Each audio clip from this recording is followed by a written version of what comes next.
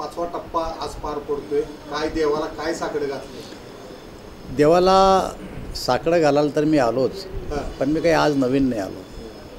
मी गेले अनेक वर्ष पंढरपूरच्या वारीला येतो, पायी चालतो. आमचे आजोबा यायचे, वडील यायचे, आत्ता मी येतो आणि त्यामुळं सतत येणारा मी विठ्ठल रुक्मिणीचा भक्त आहे. परंतु आता निवडणुका संपल्या आणि मोकळं वातावरण होतं, त्यामुळे कुठं बाहेर देशात गेल्यापेक्षा देवधर्म केला बरा म्हणून मी विठ्ठलाच्या दर्शनाला आलो. परमेश्वरला मी एकच मागितलं की या देशात आणि या राज्यामध्ये एक सक्षम आणि लोकोपयोगी अशा प्रकारचं सरकार येऊ दे आणि या जनतेची सेवा करण्याची पुन्हा माझ्यासह नरेंद्र भाई मोदी आणि आमच्या सर्व सहकार्याला संधी मिळू दे असं मी परमेश्वर. ज्या पद्धतीनं वातावरण केलं जातं की 35 आता 45+ 47+ वगैरे म्हणाला. हे पहा, उद्धव ठाकरे 47 म्हणल्याशिवाय त्यांच्या कार्यकर्त्यांमध्ये मतदानाचा उत्साहसुद्धा नव्हता आणि किमान आमचे 45 नाही 47 सीट येतील असं म्हणल्यावर किमान ते मतदानाला तरी बाहेर पडतील असं म्हणून त्यांनी वापरलेली ही भाषा आहे. परंतु महाराष्ट्रात 45 भाजप आणि मित्रपक्ष आणि देशात 400. ओएसिस फर्टिलिटीच्या तज्ज्ञांनी IVF उपचार पद्धतीद्वारे 1 लाखांहून अधिक जोडप्यांना मातृत्व प्राप्तीचा आनंद दिला आहे. मोफत अपॉइंटमेंट बुक करण्यासाठी आजच संपर्क साधा.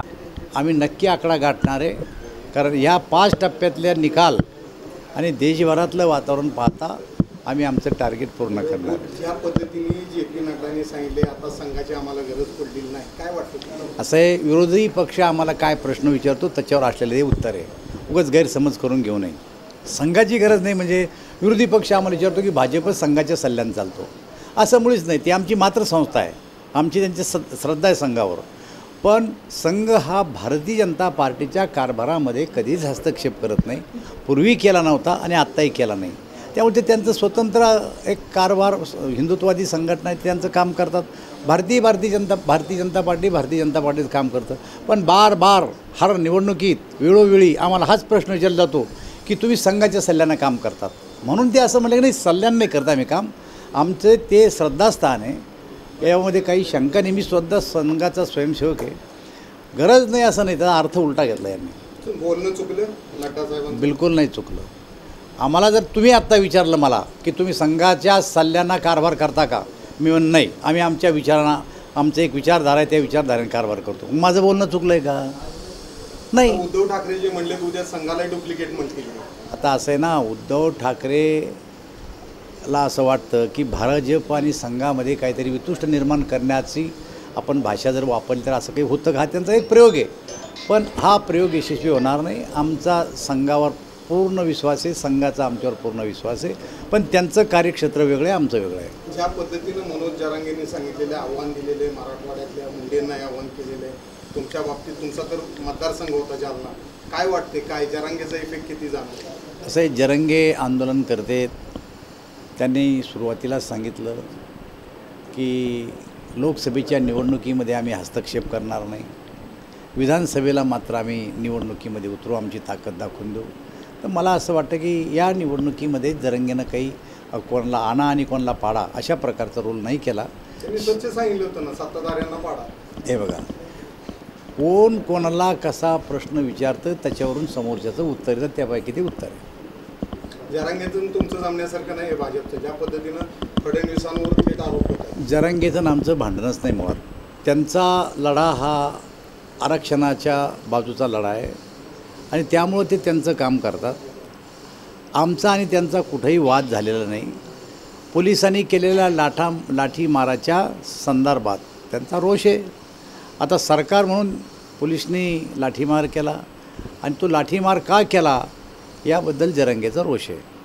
आता एकंदर या लोकसभेनंतर जरांगेशी काय चर्चा होईल? असं आहे, सरकार सतत त्यांच्याशी चर्चा करत आहे आणि पुन्हाही चर्चा करेल. चर्चेशिवाय प्रश्न सुटत नसतात.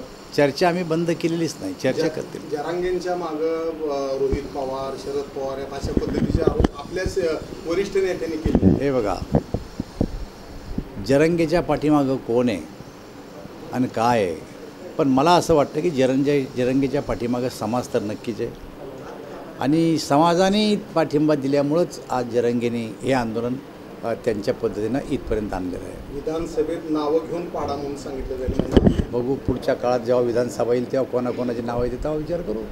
सत्ता कोणाची येईल, गुलाल कोणाचा असेल? भारतीय जनता पार्टी आणि मित्रपक्षाचं. जालन्यात काय होईल, बीडमध्ये काय होईल? जालन्यात, बीड आणि सगळ्या ठिकाणी 45 जागा आम्ही जिंकू.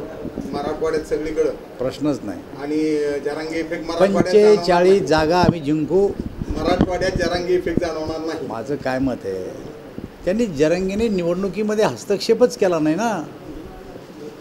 त्याच्यामुळे त्यांचा या आरक्षण आणि इलेक्शन या 2 गोष्टी वेगळ्या आहेत. त्यांनी स्पष्ट सांगितलं होतं.